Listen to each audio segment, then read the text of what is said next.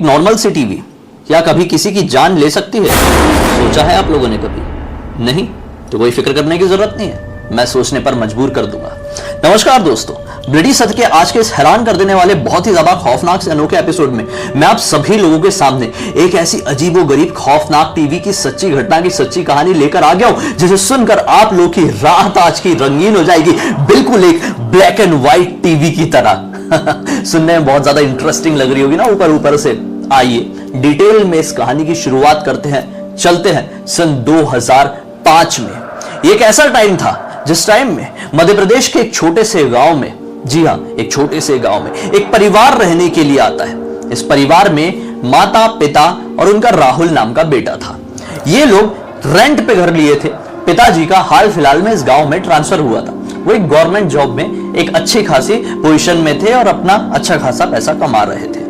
वो लोग जब इस घर में शिफ्ट हुए तो ये पाए कि तो एक अच्छा बड़ा सा घर है, एक बंगलो टाइप का है जिसमें बेसमेंट भी है, फिर ग्राउंड फ्लोर भी है और ऊपर की जो डिजाइन है वो छत के साथ साथ बड़ी स्पेशल, बहुत ही खूबसूरत सी डिजाइन वाला एक बढ़िया सा घर है। बेटा बहुत ज्यादा खुश होता है। बेटे की उम्र 17 साल के आसपास की थी और वो इतने बड़े घर को देखकर, देखो पहली बार एक छोटे गांव में रहने के लिए आया था तो काफी ज्यादा खुश था। आसपास का माहौल देख के, हरियाली देख के, उसके बाद ये घर को देखकर बहुत ही ज्यादा एक्साइटेड हो गए। तो ये लोग इस घर में जैसे शिफ्ट हुए तो ये पाए कि ये घर एक सेमी फर्निश्ड घर है।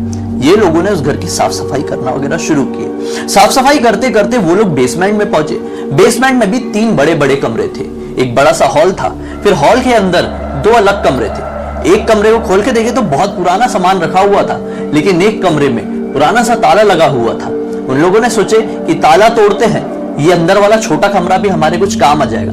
ताला तोड़ते हैं तो क्या पाते हैं कि उस दरवाजे के अंदर ज्यादा कुछ नहीं, एक बहुत ही पुराने जमाने की टीवी रखी हुई है। इस टीवी को देख के लग रहा था कि ना जाने कितनी पुरानी होगी भाई। जो पहले की टीवी चलती थी ना, जिसमें ऐसे शटर ऐसे दरवाजे जैसे होते थे, उसे खोलते थे, वो ब्लैक एंड व्हाइट होती थी, ये वही टीवी थी। इसे देखकर राहुल बड़ा खुश होता है। पिताजी बोलते हैं कि पुरानी सी टीवी है, जितने भी ये सब भंगार वगैरह, कचरा वगैरह है, इनको साफ करो, बाहर फेंको, इसका हम यूटिलाइज करेंगे, बेसमेंट को अच्छा यूज करेंगे। उतने में राहुल क्या बोलता है, पापा सारा सामान फेंक देंगे, लेकिन ये टीवी नहीं, ये टीवी बड़ी एंटिक चीज है। देखना जब कुछ साल और बीत जाएंगे ना तो ये बड़ी महंगी बिकेगी। जरूरत पड़ेगी किसी म्यूजियम में रखवाएंगे ना तो अच्छे पैसे मिलेंगे, या फिर कोई रईस आदमी होगा शहर का, ये खरीदने आएगा तो बहुत सारे पैसे दे देगा। इसको अपन संभाल के रखते हैं ना, और ऊपर जाके अपने हॉल में रख देते हैं। हॉल अपना बढ़िया बड़ा सा है और वहां की ये शोभा बढ़ाएगा। लोग आएंगे, देखेंगे कि एंटिक पीस रखा हुआ है आपके घर पे। लोग बड़े आप लोगों से वो होंगे कि क्या बोलते हैं, वो होता है ना कि यार क्या कमाल की चीज रखे हो, ऐसा वाला होता है ना, एक मन में प्रोत्साहन देंगे वैसा। तो पिताजी भी बोलते कि चलो ऐसी बात है तो ठीक है, उठाओ टीवी, ऊपर रखवा देते हैं। हॉल में कोना खाली था, वहां पे इन लोगों का एक टेबल भी था जहां पे नॉर्मल से सामान रखे हुए थे, उसको खाली करते वहां पे एक कोने में टीवी को रखवा देते हैं। अब होता है रात का वक्त, डिनर करते हैं। ये लोग अपने अपने कमरे में सोने के लिए चले जाते हैं। एक कमरा जो कि हॉल से थोड़ी दूरी पर था, माँ बाप चुन लेते हैं, और हॉल से लगा हुआ एक बेडरूम वो बेटा चुन लेता है। बेटा अपने रूम में सोने के लिए चले जाता है, माँ बाप भी सोने के लिए चले जाते हैं। रात में ठीक 2 बजे के आसपास बेटे को हॉल से टीवी चलने की आवाज सुनाई देती है। अब इसको ऐसा लगता है कि हाँ यार, पापा या मम्मी उठ के टीवी देख रहे होंगे, नींद नहीं आ रही होगी तो, वैसे भी कल संडे का दिन है, पापा की छुट्टी है तो देख लेने दो। लेकिन फिर अचानक से याद आता है, अरे घर पे तो डिस्क लगी नहीं है, तो फिर पापा टीवी कैसे चालू किया, टीवी चालू हो कैसे सकती है एक्चुअली। वो अपने रूम से उठा, दरवाजा खोला, हॉल की तरफ देखा तो क्या पाया, टीवी तो बंद रखी हुई है। इन लोगों की जो अपनी पर्सनल टीवी थी वो तो बंद एक टेबल में रखी हुई थी, और जो पुरानी वाली टीवी थी वो तो ऑब्वियसली बंद ही रखी होगी, क्योंकि उसमें तो कनेक्शन वगैरह कुछ भी नहीं हुआ था, उसका वायर तक अटैच नहीं किए थे प्लग में इन लोगों ने। फिर सोचा कि अरे होगा वहम होगा, जाने दो ना, सो जाता हूं। वो सोने के लिए चला गया, सो जाता है। सुबह 6 बजे के आसपास उसको अपने रूम का दरवाजा बहुत जोर से खटखटाने की आवाज सुनाई देती है। बड़ी इरिटेशन में जागता है, बोलता है रात में वैसे भी नींद खुल गई थी, दरवाजा क्यों ठोक रहा है मम्मी पापा। दरवाजा खोलता है, जैसे ही खोलता है पिताजी चिल्लाना शुरू कर देते हैं कि तूने क्या किया, हाँ क्या जरूरत थी ये सब करने की। अब ये कंफ्यूज कि मैंने क्या किया। बोलता है पापा मैंने क्या किया, ज्यादा नौटंकी मत मार, चल हॉल में देख तूने क्या किया है। ये बड़े सोच के साथ हॉल की तरफ बढ़ जाता है पिताजी और मम्मी के पीछे पीछे कि मैंने ऐसा क्या कर दिया भाई जो मुझे ही नहीं पता, और पापा मेरे ऊपर चिल्ला रहे हैं इसके लिए। ये जैसे हॉल में पहुंचता है तो क्या पाता है कि इनकी खुद की जो पर्सनल वाली टीवी थी ना वो जमीन में टूटी फूटी गिरी पड़ी है। अब ये सोच के टेंशन में ये किसने कर दिया? मम्मी पापा इसी के ऊपर भड़क रहे हैं कि ये तूने ही किया है। अचानक से मम्मी बोलती है, देख मैं रात में उठी भी थी पानी पीने के लिए, मेरी नजर पड़ी भी थी कि तू टीवी की तरफ देख के बड़े ध्यान से कुछ सोच रहा था, ये तूने ही किया है ना।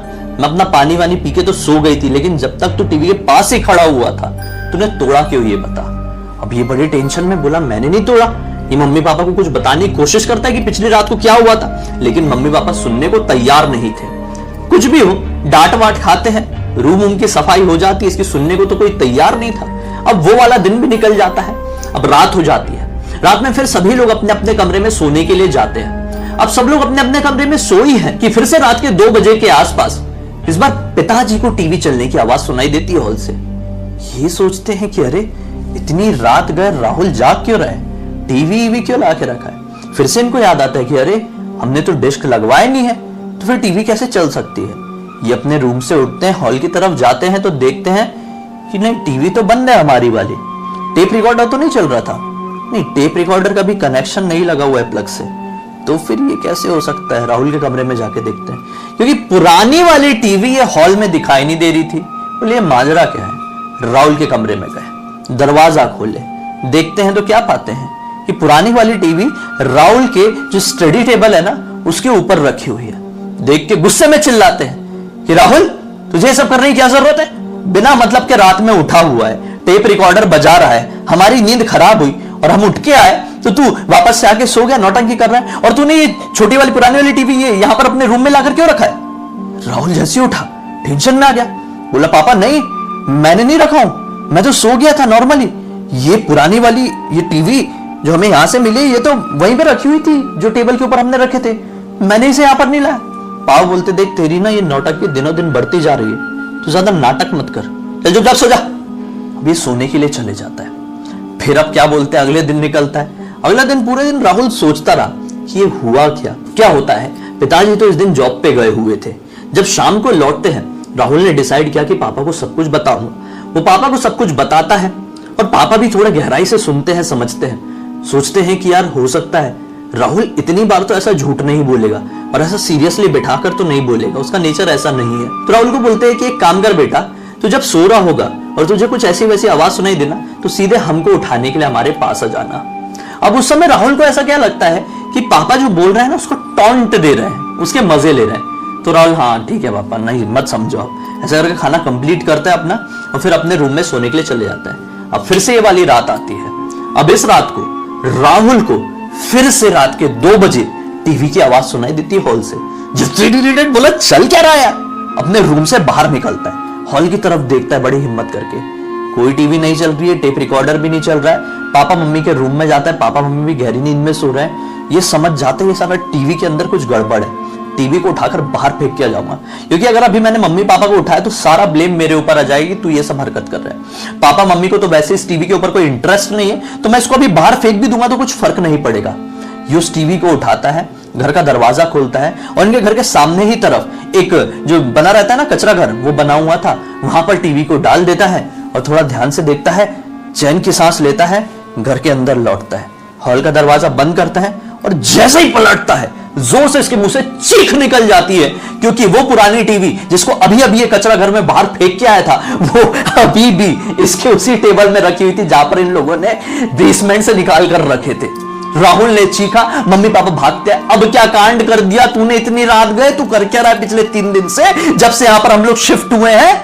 मम्मी पापा को सारी बात बताता है। अब पापा बोलते हैं दूसरी बार तीसरी बार हो गया, अरे फिर से वही बात रिपीट कर रहा है, एक काम कर बेटा, कुछ गड़बड़ लग रही है, तुझे डर लग रहा है ना, हमारे रूम में आके सो जा। अब ये इनके रूम में आकर सो जाता है, इन लोग दोनों बेड में, और ये नीचे बढ़िया गद्दा बिछाया बेटा है ना, नीचे सोने लगा। अब इन लोग गहरी नींद में है ही, रात के तकरीबन 3:30 बजे हैं कि फिर से मम्मी को प्यास लगी इस रात को और मम्मी पानी पीने के लिए उठी है। मम्मी पानी पीने के लिए आंख खोली है कि फिर से जोर से चीखी। अरे पापा फिर से परेशान हो गए, बोले चल क्या रहे, सब लोग चीख चीख के क्यों उठ रहे घर पे हमारे। पापा की भी आंख खुली तो पापा ने भी चीख दी, फिर बेटे ने भी चीख दिया। सामने देखे तो टीवी वही वाली इनके रूम में रखी हुई है। बोले ये क्या मैटर है भाई। पापा आ गए टेंशन में। पापा ने बोले कि कुछ गड़बड़ है इस टीवी में, इसको उठाओ, तीनों चलते हैं बाहर फेंक के आएंगे। तीनों उठाते हैं टीवी को और बाहर कचरे घर में फेंकते हैं और घर में लौट जाते हैं। अब देखते हैं वापस तो नहीं आ गई। नहीं आई है। अब सब लोग सोते हैं। हाँ बेटा तू भी हमारी कमरे में सो। हाँ सब लोग सो जाते हैं। अब सुबह का वक्त होता है। 6 बजे हमेशा की तरह मम्मी पापा उठ गए। मम्मी पापा उठे, हॉल में गए। हॉल में टीवी रखी हुई है। बोले दिमाग खराब, ये चल क्या रहा है? ये टीवी है कि क्या है? ये कौन सी मनुष्यत हम लोगों ने अपने सर पर बांध ली है यार? क्या मैटर है ये? अब इसके पापा ने देखे कि टीवी, बोले किसी से बात करना पड़ेगा यार, कोई जानकार से बात करो, चल क्या रहा है? कहां से आ रही है टीवी? अपना फेंक दे रहे हैं इसको। फिर भी बेटे ने भी फेंका था, हम लोगों ने तीनों ने जाके फेंके थे। अब उतने में ही मम्मी किचन से बोलती है कि अरे सिलेंडर खत्म हो गया है, बाहर कुछ काम से जा रहे हो तो सिलेंडर चेंज करवा के ले आना, भरवा के ले आना। तो पिताजी बोलते ठीक है यार ऐसी बात है तो सिलेंडर लेके जाते, टेंशन तो अलग ही लगी हुई है, फिर अपने काम पे निकलेंगे 10 बजे के आसपास। तो सिलेंडर वो निकाल के लेके जा रहे थे। घर से बाहर निकलते हैं कि उनके घर के बाजू वाला जो बंगलो था वहां पे एक वृद्ध आदमी थे। वो अचानक से आवाज लगाते हैं, अरे बेटा संतोष। राहुल के पापा का नाम संतोष था। अरे बेटा संतोष इधर आना। ये रात में तुम 3:30 बजे के आसपास अपने घर के बाहर क्यों खड़े होते, कचरे घर के पास? तीनों लोग खाली हाथ। संतोष जी बोलते हैं कि हम खाली हाथ खड़े थे। वृद्ध आदमी बोलते हैं हाँ भाई मैंने अपनी आंखों से देखा हूं, तुम लोग खाली हाथ अपने घर से बाहर आए हो और फिर ऐसा लगा कि कुछ फेंक रहे हो लेकिन तुम्हारे हाथ में कुछ था नहीं। उसके बाद तुम लोग खड़े खड़े उस कचरे घर को देखे हो और फिर अपने घर को लौटने लगे। दरअसल क्या है कि पिछली रात को मुझे अच्छे से नींद नहीं आ रही थी तो मैंने सोचा टहल लूं। मैं टहलने बाहर निकला ही था कि मैंने तुम लोगों को ये सब कुछ करते हुए देखा। क्या कर रहे थे तुम लोग? अब संतोष जी बोलते हैं यार वृद्ध आदमी है, इनसे मैटर डिस्कस करते हैं। और इन्हें तो झटका देने वाली बात बोल दी कि हम लोग खाली हाथ बाहर निकले थे। तो संतोष जी ने उस वृद्ध आदमी को सारी बातें बताना शुरू किए। अब वृद्ध आदमी ने जैसे सुने टीवी का मैटर है, वृद्ध आदमी छूटते से ही बोलते हैं वो टीवी अभी भी तुम्हारे घर पर है क्या? संतोष जी बोलते हैं कि आप भी उस टीवी के बारे में जानते हैं क्या? वृद्ध आदमी बोलता है अरे वो मामूली टीवी नहीं है, वो एक श्रापित खूनी टीवी है। यह बात सुनकर संतोष जी के पैरों तले जमीन निकल जाती है। बोलते रुकिए मैं अपनी वाइफ को लेके आता हूं, फिर बैठ के बात करते हैं। वाइफ को बुलाते हैं। बेटा तो अपने पढ़ाई वढ़ाई करने गया हुआ था स्कूल। अब वाइफ आती है, वाइफ बैठते हैं उनके घर पे। अब बताना शुरू करते हैं। वृद्ध आदमी बोलते हैं कि भाई बड़ी पुरानी बात है, बड़ी पुरानी बात है, जब ये बंगला बना था, जिस किसी का भी घर था ना, वो लोग बड़े एक्साइटेड थे, एक नई सी टीवी खरीद के लाए थे, वही वाली टीवी लाए थे। अब उस समय क्या एंटेना का टाइम चलता था, कनेक्शन के लिए एंटेना लगाया जाता था घर के छत में, आपको पता होगा। तो एंटेना फिट करने वाला कोई एक आदमी आया हुआ था भाई, बारिश का टाइम था, वो एंटेना फिट कर रहा था। घर का डिजाइन आपका ऐसा स्लोपी वाला है, उसके ऊपर एंटेना फिट कर रहा था। बारिश की वजह से जमीन गीली थी छत की, उसका पैर स्लिप हुआ, बेचारा मुंह के बल गिरा, ऑन द स्पॉट मरा है वो तो मर गया। लेकिन उस दिन के बाद से वो टीवी कभी चालू नहीं हो पाई। फिर 1 महीने बाद बड़ी मुश्किल से वो टीवी चालू हुई। तरह तरह के उसमें जुगाड़ किए गए, उसको सुधारा गया, पता नहीं टीवी को अपने आप क्या हो गया था। टीवी 1 महीने बाद चालू हुई। फिर बोलते हैं कि परिवार के 2 लोग बैठ के एक साथ उस टीवी को देख रहे थे, दोनों की आंखों की रोशनी चली गई। रात में दोनों उठे और अपना सिर जोर जोर से दीवार पर पटके और वहीं पर मर गए।